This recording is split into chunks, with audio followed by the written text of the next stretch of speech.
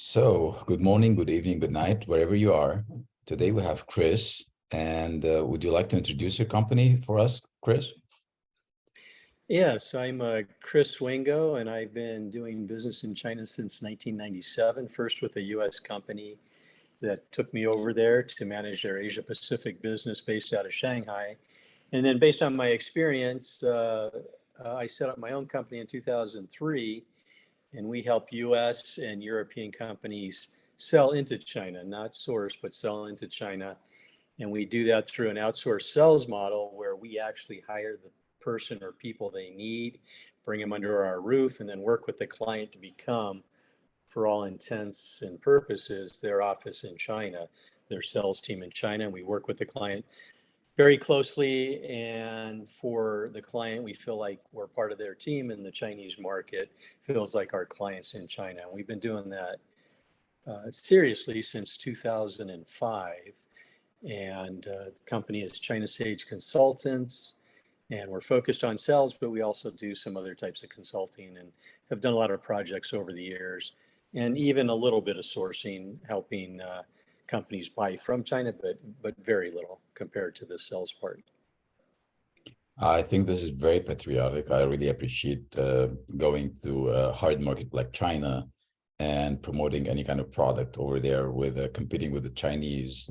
It's not an easy game, and I really appreciate that. Hmm. So, who's your best customer? Who's our best customer? Yes.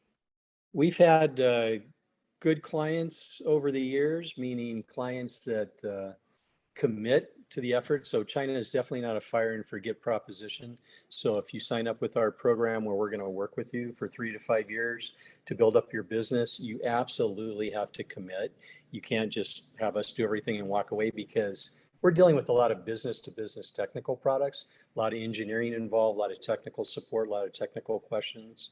Also the commercial side of things, we absolutely need that engagement. So a good client, our good clients have engaged, and they've had a competitive and quality product, a product that the Chinese currently cannot produce very effectively for whatever reason. So we've had good clients in the biotech space, in the lubricant space, company out of Los Angeles we worked with made engineered lubricants. That was a good project.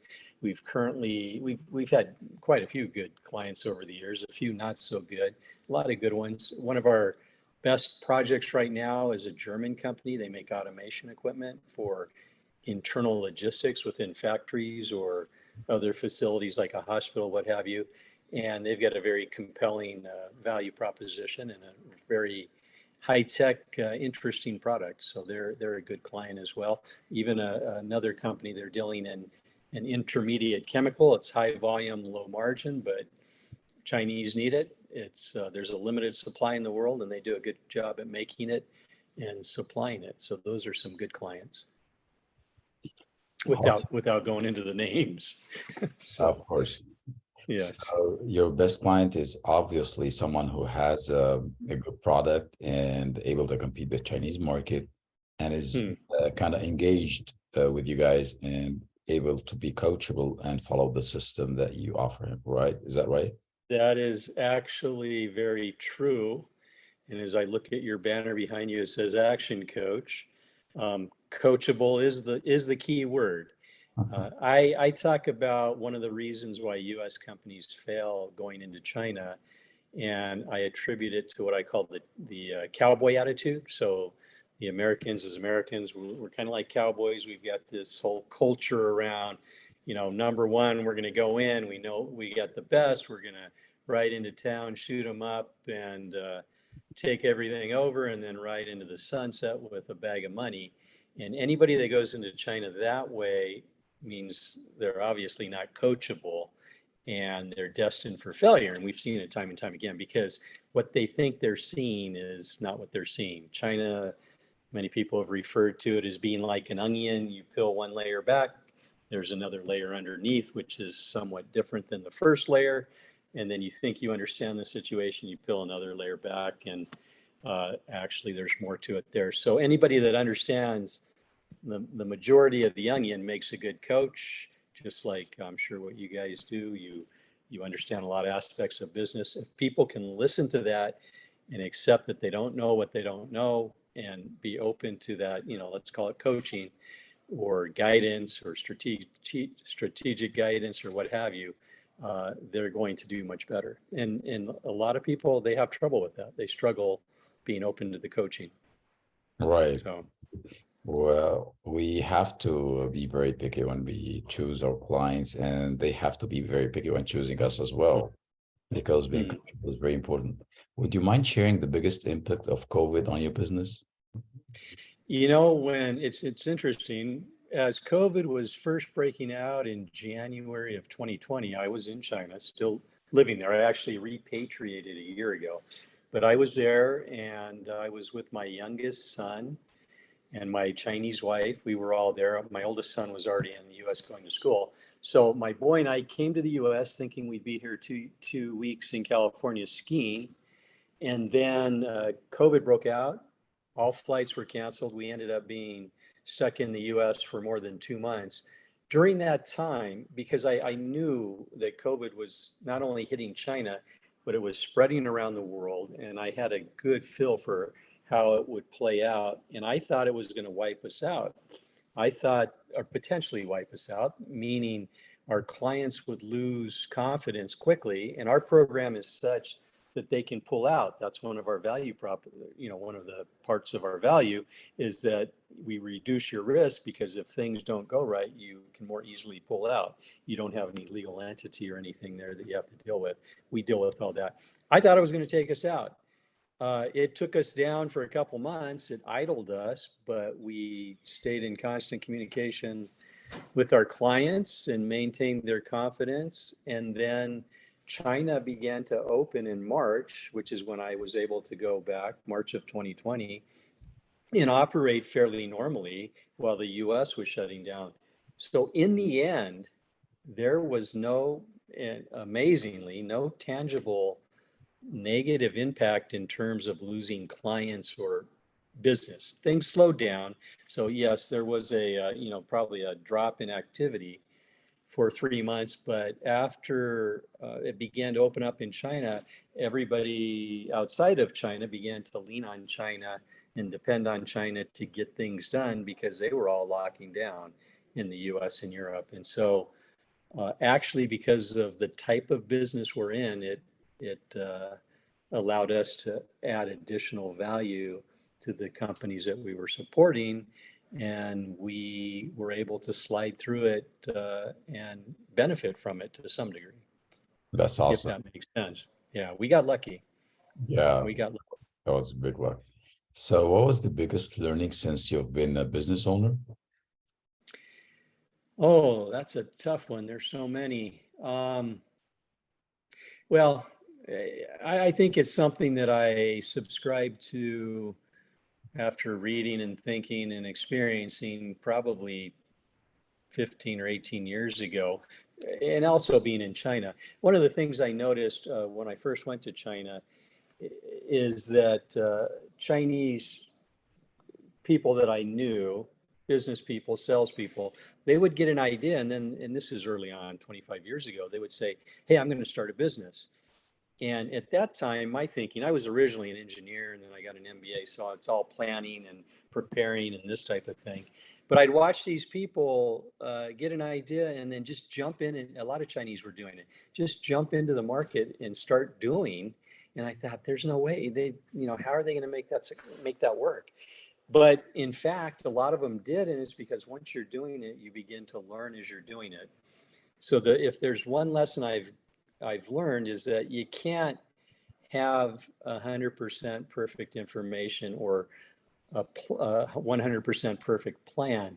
You've got to get to, and the U.S. Marines use this type of planning. You got to get to where you're feeling about 70% confident, in my opinion. And then once you hit that level, that's probably good enough to start acting if it looks good with the 70% confidence level.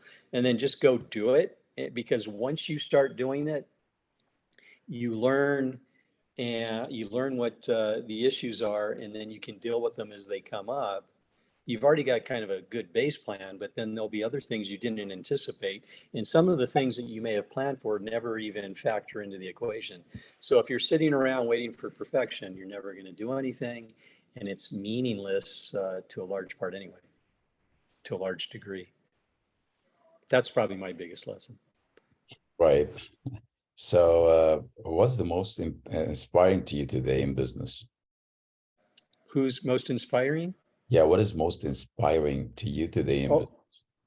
Oh, it's that's another tough question because things are changing so rapidly. I mean, one of the people that I've most impressed with, of course, is Elon Musk, just because of the number of ventures that he's been involved in, and they're big. They're, bringing EVs, making them viable. That's big. Sending rockets into space is a private enterprise. I mean, that's big. And then some of the other things that he's doing, of course. So I've been impressed with him. I'm less impressed more recently as he's becoming more of a political or influencer type voice on the internet and through Twitter and things like that. I think he should keep his business separate from that. That's just my opinion, but that's been inspiring for me. And so if I generalize that, I'd say young people that are using the tools that are available to them now, the technologies, to evaluate and bring things to market so quickly, that blows me away. I mean, I'm 61, and I was an engineer back in the 80s, and the pace at which we moved and developed things and brought things to market and made decisions and created things was probably 1/50th of what's possible today, Let at me least for ask some you. product categories. Okay. Let me ask you, when you were growing up, is this what you always Yes. wanted to do? Is this what I always wanted to do? Yes, sir.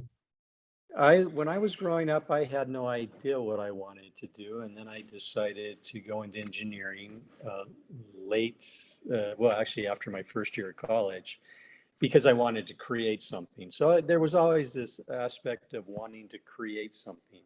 So initially, it was wanting to have the tools through engineering to create something physical. And then I had an uncle that was quite successful in business, and I always admired him. And so I wanted to emulate that and have my own business. Now, it took me until it was 2003. I was already 42 at the time.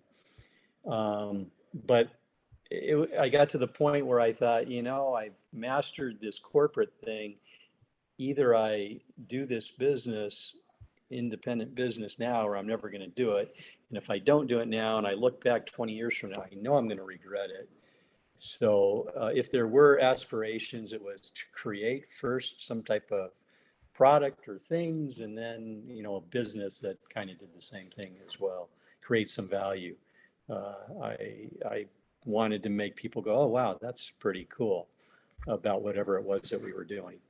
So Would you like to share with us what have been the biggest issue you have overcome?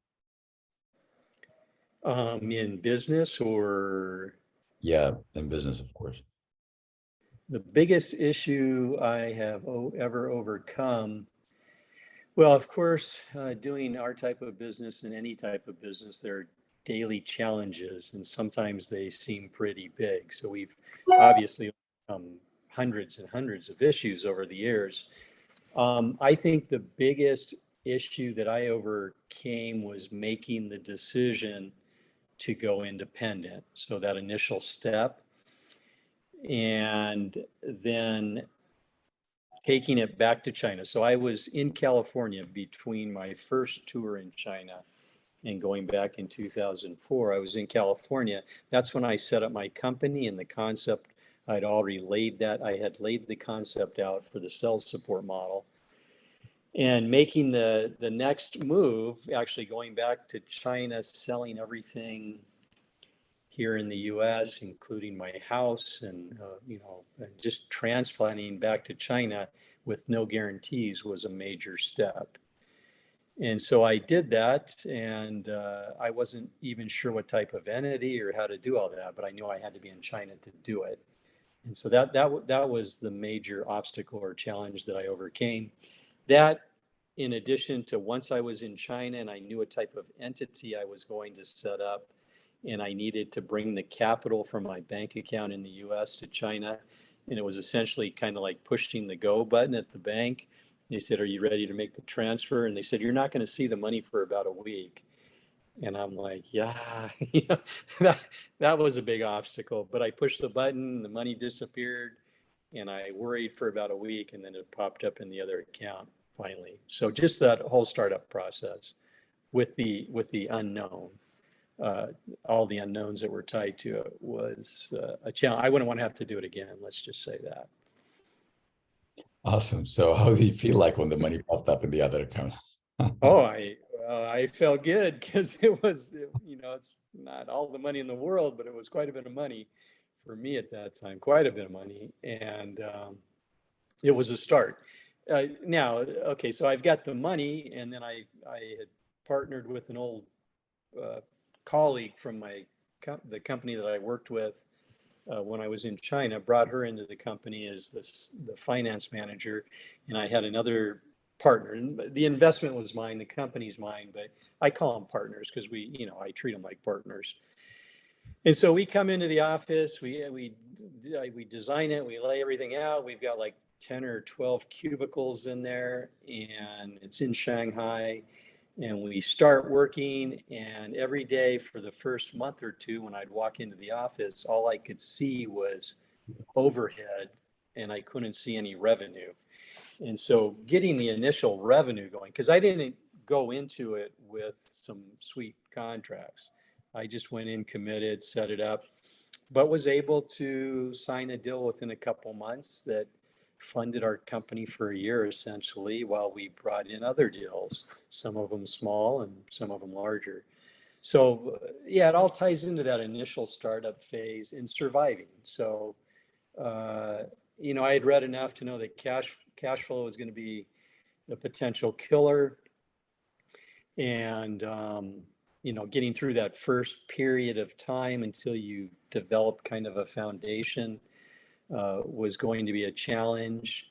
And so we were just kind of under the gun and astute, not being too crazy with our money, and being very hungry to find some business, and we got through it. And so it's a very critical time, as you know, I'm sure. Of course, the business startup is a tough, critical time and crucial for every business owner. Hmm. So, what was the biggest learning from business and life?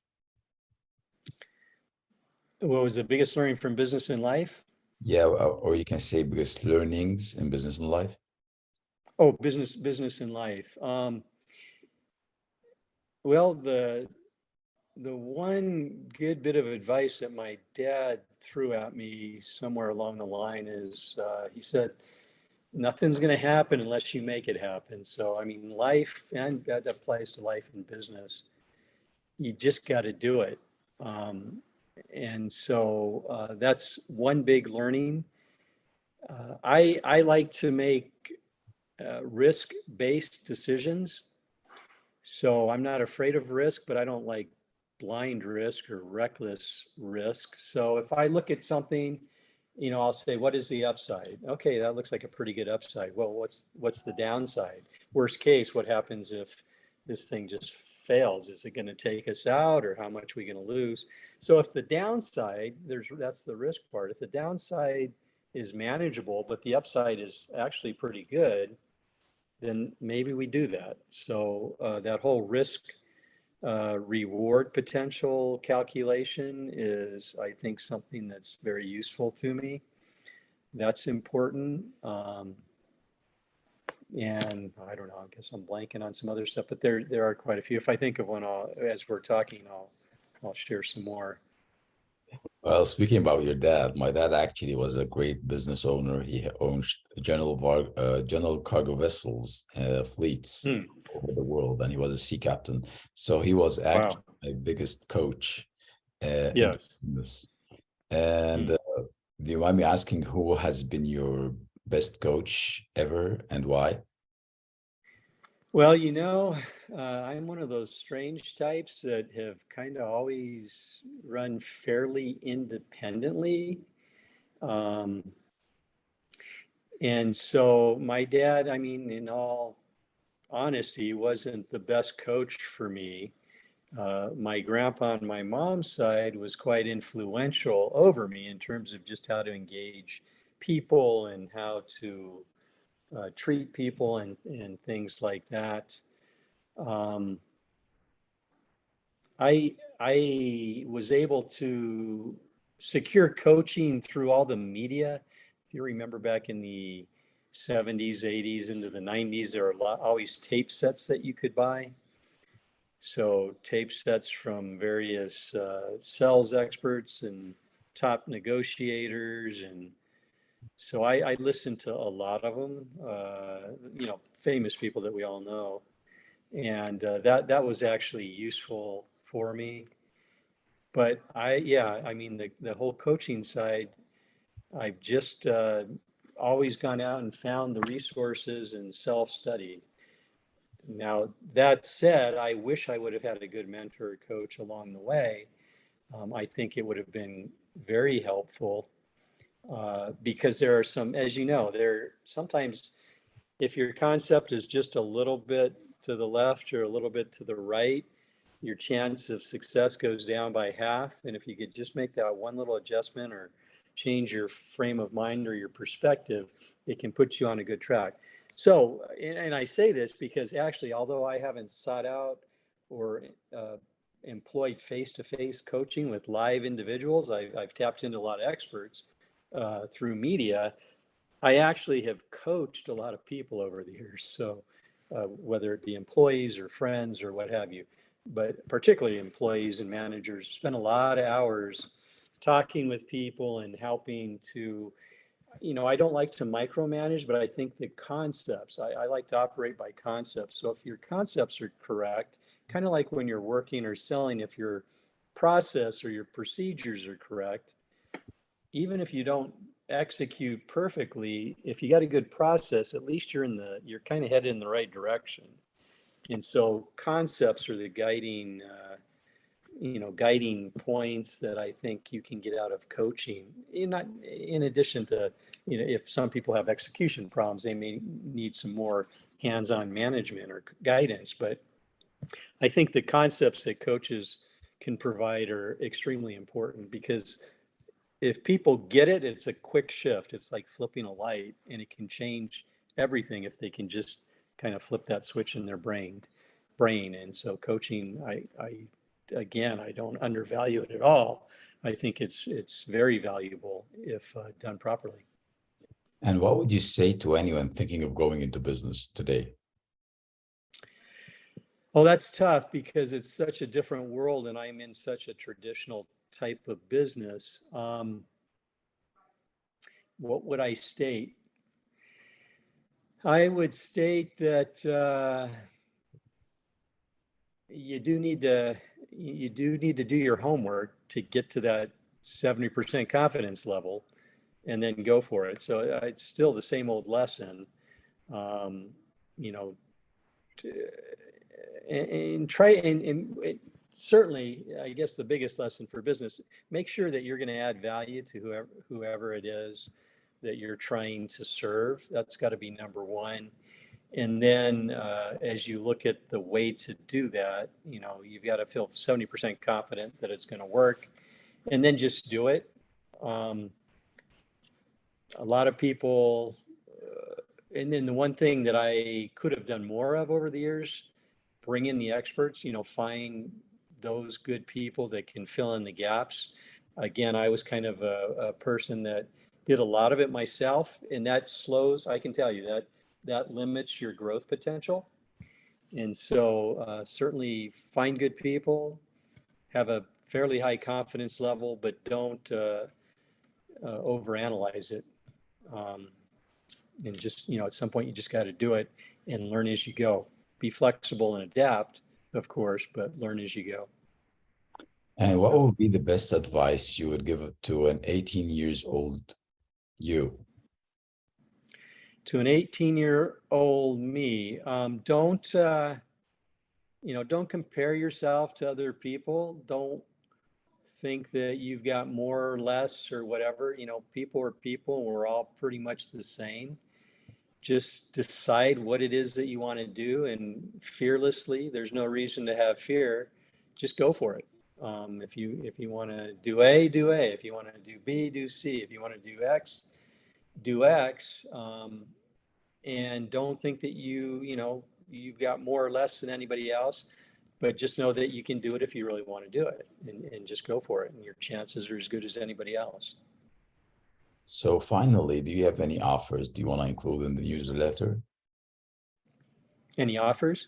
Yeah, sometimes people get promotions for dealing with you through our website.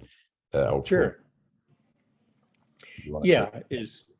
Yeah, yeah, I would offer, a free consultation on, this may sound too general, but anything China, for a business considering some type of initiative related to China. Thank Yeah, go ahead. I might need your coaching on that one. So basically what you're offering is that you are offering a consultation for anything that regards exporting to China or dealing with Yes. China by any mean. And we really advise all our listeners and audience to take advantage of this offer. If they're thinking of going to China, you need a coaching process. Don't go on your own. It's not easy out there as you think. And getting an experience and getting someone to help you, guide you, and put you on the right track is definitely going to be an asset Yes. for you, and it will pay off as much as you can never imagine. So let me thank you today for getting this amazing interview. We really enjoyed every bit of it, and we wish you have a great business full of wealth and success. Thank you. Thank you, Mamu. Thank you. Thank you, Chris. Bye-bye. Yes.